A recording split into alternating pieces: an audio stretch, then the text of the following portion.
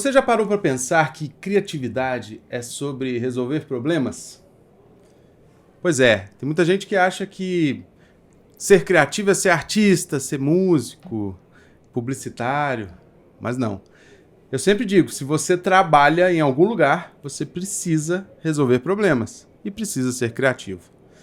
E foi por isso que eu criei o podcast Indústria Criativa, para aproximar da indústria essa palavra, que parece distante, mas está no dia a dia de todos.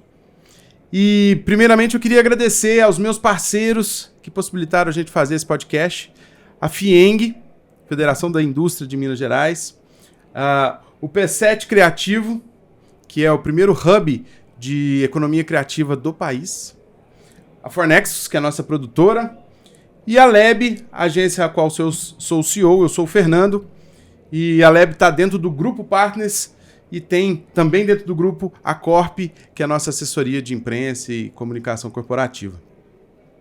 Hoje eu estou aqui com o Fernando Gil, da Head de Negócios da Seidl, uma empresa que veio para simplificar o ecossistema digital do mercado da construção. Fernando, muito obrigado. Xará, muito obrigado aí pela disponibilidade de conversar com a gente. Seja bem-vindo. Imagina, prazer é meu. Para não confundir a turma, pode me chamar de Gil, que é meu sobrenome, já que você é o Fernando, da Leb. E espero que o papo aqui possa ser rico, a gente possa contribuir aí para quem nos assistir. Não, vai ser muito rico. E nós vamos começar falando sobre a Seidl, que acabou de fazer 20 anos e uma empresa de tecnologia com 20 anos, ela deu certo.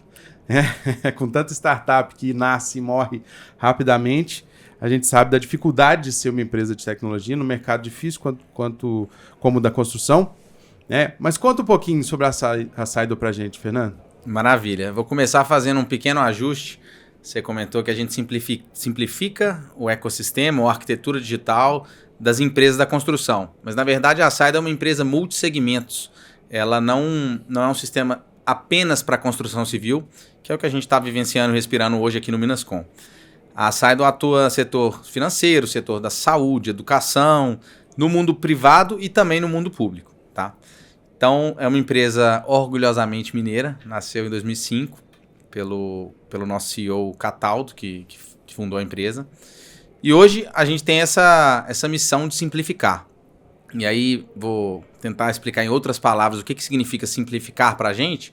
É basicamente encontrar uma empresa no mercado que tem 50 sistemas em toda a sua arquitetura digital, que é super normal, 50 pode parecer muito, mas é super normal para grandes empresas como a MRV que está aqui, a Barbosa Melo, que são nossos clientes, e tentar enxugar esse ecossistema para 35 sistemas, por exemplo. Então a gente simplifica, você sai de 50 vai para 35 e junto disso a gente costuma trazer uma redução de custo bem agressiva. Tá? Então essa é a nossa principal missão assim, enquanto tecnologia. Posso dizer que essa empresa tem tudo de Lab, né? Tem tudo de less but better, né? Trazer simplificação num mundo tão robusto que cresce a cada dia ainda mais com tanta novidade, né? Com a IA e tudo mais. Mas me fala aqui, me dá alguns exemplos de sistema que vocês conseguem simplificar e implementar. Maravilha. Eu gostei muito da logo Less but Better, que a gente fala muito lá no nosso time que menos é mais, né? Você consegue fazer mais com menos, você está sendo eficiente. Das diversas soluções que a gente tem, eu acho que a principal, ela gira em torno de automatizar processo. E aí pode ser qualquer processo de qualquer área de negócio, desde um processo de RH, de recrutamento e seleção, até um processo financeiro ou um processo de solicitação de compra de uma cadeia de suprimento. Tá? Então a Seidl, ela costuma ser um orquestrador de processos, seja do seu back-office, do mundo corporativo, seja, no nosso caso da construção, das obras. Tá? Então o que a gente costuma substituir? O que a gente tem enquanto solução? Tem o nosso BPMS, que é o modelador e automatizador de processos. Tem o nosso, vou falar um pouco tequinês aqui, tá? Explicando, tá tudo certo. Tem o nosso SM, que é uma sigla em inglês que significa Enterprise Content Management, que é a evolução do GED. O GED é o gestor eletrônico de documentos. O que é o GED? Muitas pessoas vão conhecer o SharePoint da Microsoft, o Google Drive. O GED é o SharePoint, é o Google Drive 2.0, Turbo. É para gestão de documento corporativo mesmo, tá? De grandes empresas. Tem os nossos agentes de IA, que é uma solução relativamente nova, porque hoje quem não fala de IA está fora da roda, né? A IA veio para trazer muita inteligência e eficiência para as empresas. E aí tem outras soluções até mais periféricas e especialistas. Assinatura digital eletrônica, chatbot, educação corporativa, que é o nosso LMS, que é o Learning Management System, para você gerir custos, treinamentos. Folha de pagamento, o billing, que é contas a pagar, contas a receber, CRM, que aí é a sua seara do marketing, do sales, vendas. Então a gente também tem receita, a gente também tem um CRM. Legal. Portais de serviços, que pode ser um portal do colaborador, a antiga intranet, um portal do fornecedor, um portal do cliente. De curiosidade, hoje, a Saido é o portal do cidadão em Belo Horizonte. Então, se você digitar no seu navegador serviços.pbh.gov.br, vai abrir o portal do cidadão. É todo construído dentro da Saido. Então, todos os 1.400 e poucos serviços digitais que a prefeitura hoje oferece são automatizados na Saido. E lá atrás, que a gente chama de no back-office, no back-end, tem os servidores da prefeitura que estão atendendo esses chamados. Alguns são automatizados 100%, outros uma hora cai para um atendente humano, porque é necessário. É bem robusta a empresa, né? Uma dúvida aqui que veio. Tem nível de entrada? Vamos pensar.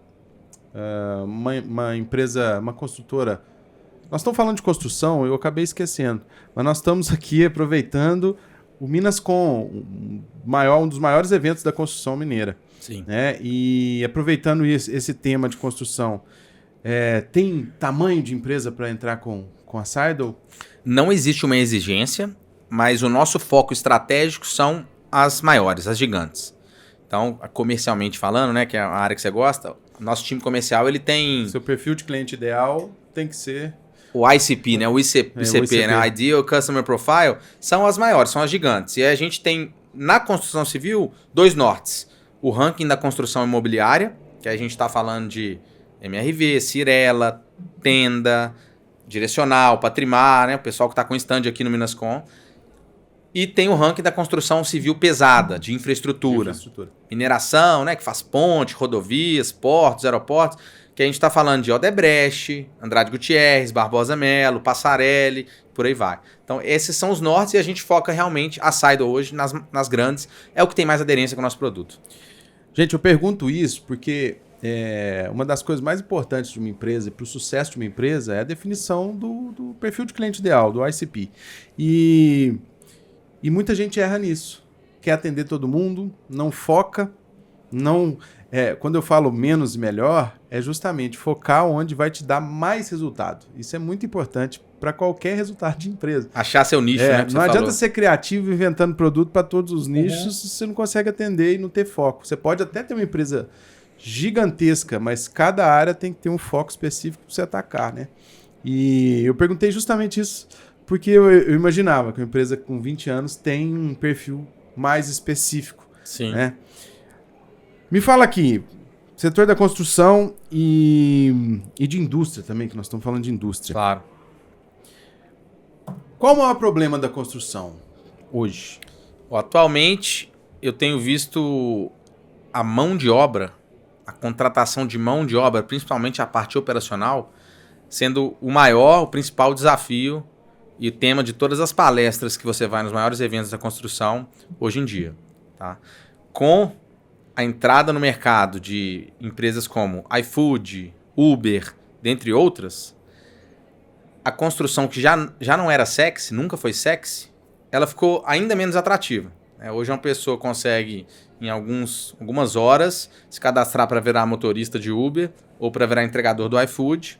Vai ter uma flexibilidade de trabalho. iFood, Mercado Livre, que está dando... Amazon, Mercado Livre no Brasil. Shopee. Exato. E aí a pessoa nesses empregos ela tem flexibilidade, ela faz o horário dela de maneira geral, ela consegue então ter um potencial de ganho maior. E falando do Uber mais especificamente, você trabalha num carro, às vezes com ar-condicionado, confortavelmente. Assim, né? Lógico que não é bom ficar 8 horas dirigindo o dia inteiro, pegando trânsito, depende de onde você tá. Nenhum lugar vai ser fácil, porém... Aí compara com a construção. Aí nós estamos falando de trabalhar debaixo de sol, carregando vergalhão de aço, num ambiente que sempre foi muito insalubre. você trabalha na mineração, né? Você mexe com mineral pesado. É um ambiente também que historicamente é machista, está melhorando. Então tem os seus poréns. O que torna a construção civil ainda menos sexy, já nunca foi sexy. Mas antigamente esse não era o principal problema. Então eu acho que a contratação de mão de obra, principalmente operacional, ela é o maior e principal desafio de todas as construtoras e incorporadoras hoje. E aí, a Saidon, como é que ela está entrando nesse desafio aí? Boa. Eu acho que a principal possibilidade de ganho que a gente dá, falando de mão de obra, de falta de mão de obra, vou chamar o desafio de falta de mão de obra, é permitir automatizar coisas que não necessariamente você precisa de um cérebro humano. Então a gente já tem metodologias e técnicas de automações antigas que permitem você fazer o Ctrl+C, Ctrl+V sem um ser humano. O sistema faz isso, o robô faz isso. Agora, com a inteligência artificial, você faz o mesmo Ctrl+C, Ctrl+V, você automatiza o processo, só que como inteligência. O seu agente, a gente chama de agente de IA, ele consegue interpretar coisas que saem do padrão. Então, pode mudar alguma coisa no processo, a IA consegue interpretar e consegue tomar decisões sozinha. Você que vai dar o poder para ela ou não. Você pode limitar também a sua IA. Até onde ela pode chegar. Exato. Mas você constrói isso. Mitigando seus riscos, mas você constrói isso. Então, acho que esse poder de automação do nosso sistema, junto com a IA, ela vai conseguir minimizar a dor da falta de mão de obra na construção. Mas mesmo vamos dizer, o cara que trabalha na base da construção? Mesmo o cara... Positivo. Aí nós vamos falar de um outro positivo, mas vamos falar de um outro problema, que é o analfabetismo digital. A geração Z e as últimas 2, 3 gerações, elas já nasceram desde 1995, dos anos 2000, quando a internet ganhou força. Quem nasceu a partir daí já nasceu aprendendo desde novo tecnologia. Mas a gente for olhar para os nossos pais, eles aprenderam depois de mais velho. Tudo que você aprende depois de mais velho, você tem uma curva de aprendizagem maior. Além disso, das gerações mais antigas terem essa resistência à tecnologia, e por que eu estou falando de gerações mais antigas? Pessoas com 40, 50 anos mais são, de maneira geral, quem são os diretores das grandes empresas hoje. Dificilmente você vai achar um diretor de 30, 25 anos. Não é normal. Então tem essa resistência das gerações antigas à tecnologia. Essa é uma barreira que você tem que vencer. E dá para vencer mostrando resultado. Mostrando na prática que, ó, beleza. Com educação e paciência. Com educação e paciência. E aí tem um outro problema do analfabetismo digital, que são pessoas que não sabem lidar com tecnologia. Ou por terem falta de educação mesmo, né? Lugares que são mais pobres, que a pessoa não tem acesso à educação. E aí, mais uma vez, entra essa parte de educação, de você treinar, orientar, e é um jogo de longo prazo. Porque se você coloca a tecnologia goela abaixo para sua operação, a chance de insucesso é muito grande, né? Porque aí você cria uma rejeição, você tem que fazer esse time operacional sentir parte da decisão, parte do projeto. É uma transformação cultural, né? Não tem como. Cultural, aí falou tudo. E cultura se muda com o tempo, né? Exato. Você falou da turma jovem que tem essa facilidade, mas não tem paciência do tempo. Então, todos têm essas dificuldades. Me conta aqui, eu gosto muito de enxergar problemas, né, resolvidos com criatividade. Assim. Me conta um case da Saidon que você acha assim, nossa, esse foi criativo. A gente pegou a mãe aqui e fez um negócio diferente, criativo, que trouxe uma solução e um resultado altíssimo. Maravilha. Eu sou muito fã da criatividade, por isso que na hora que o Daniel do Sinduscom comentou, eu achei que seria um tema muito legal, né? A indústria criativa, porque eu até falo com o time, para fins comerciais, marketing também, qualquer fins, você ser criativo é você se diferenciar do restante. Hoje você tem um mundo poluído de informações digital. Você entra no Instagram, você entra no LinkedIn, no seu WhatsApp, é muita informação o tempo inteiro, é muita gente prospectando, postando, então você acaba ficando confuso e perdido. Se você não é criativo e não se diferencia, você não vai chamar atenção, provavelmente você vai vender menos. Resumindo, exatamente, né? A grosso modo. Então, na Saidon, a gente, por ser uma plataforma... Aí vou dar um passo para trás só para explicar esse case de criatividade, tá? A gente tem 2 fortalezas principais na Saidon, na minha opinião. Uma é a flexibilidade e a outra é a capacidade de integração. O que é a flexibilidade? Como é uma ferramenta low code, você não precisa saber codar, desenvolver para automatizar um processo, a gente consegue adaptar, é o nosso DNA, o nosso foco, adaptar a regra de negócio do cliente. Então, se a MRV, que é a nossa cliente, tem uma regra específica, tem uma alçada de provação a mais ali naquele processo de suprimentos, a Seidel vai facilmente adaptar sem necessidade da gente ter que construir o software. A própria MRV tem autonomia e vai ser capacitada para conseguir adaptar aquela regra de negócio. Então, por isso, flexibilidade. O software é flexível. E capacidade de integração, porque, como eu disse mais cedo, se uma empresa tem 50... Simplificação, tem 50 sistemas e a gente consegue trazer para 35 para ganhar eficiência e reduzir custo, a gente nasceu para conviver num ecossistema cheio de sistemas, com os 35 que sejam. Então, a gente tem capacidade de integração de qualquer maneira. Aí o Tecnês, API, a gente tem REST, SOAP, a gente integra através de troca de arquivos, a gente integra ligando diretamente em banco de dados, lendo Excel, por aí vai. Então a gente integra por natureza. É a nossa segunda fortaleza, se eu pudesse definir. Então, beleza. Eu dei esse passo atrás para explicar a flexibilidade e a capacidade de integração. Na Tegra Incorporadora, que é um dos nossos clientes que faz construção de alto luxo, principalmente Rio e São Paulo, menos em BH, eles usam a Seidel como a intranet deles. É o portal do colaborador. Então, eles têm um portal. A gente é a principal ferramenta do back-office deles, do corporativo.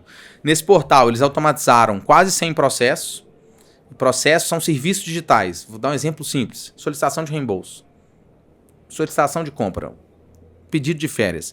E aí, cada processo vai desencadear para um gerente, para uma área. Né? O reembolso vai para o financeiro, férias vai para o gestor direto. Por aí vai. Então, eles usaram a nossa estrutura para automatizar todo o back-office deles e terem centralizado ali todos os serviços digitais da companhia. Muito bom, muito legal. Eu conheço um pouco de low-code, eu acho que veio para mudar o mundo mesmo e essa facilidade, flexibilidade que você falou é fantástica. Vamos falar agora só, para a gente ir caminhando para o final, sobre o futuro. O que você imagina para o futuro? A gente falou não só da construção, mas de negócio, da indústria e também da Seidel. O que você imagina aí? Sim. Para onde vocês estão indo, né? Claro, futuro. Tem 2 estudos muito famosos, um é da Deloitte e o outro é da McKinsey. Um deles fala que a construção civil é o setor mais atrasado digitalmente dentre os setores da indústria.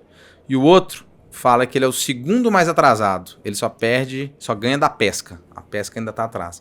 Ou seja, nós estamos falando de um setor extremamente defasado digitalmente. Tá?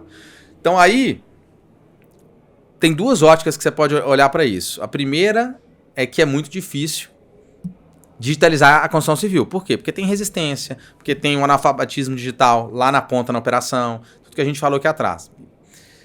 Mas, por outro lado, tem um oceano azul para a gente poder nadar de braçada. E é aí que a gente acredita, para o futuro, que a gente vai conseguir viabilizar digitalmente as construtoras para dependerem menos de hoje a principal dor, que é a falta de mão de obra, e conseguirem ser mais eficientes nos seus processos mesmo.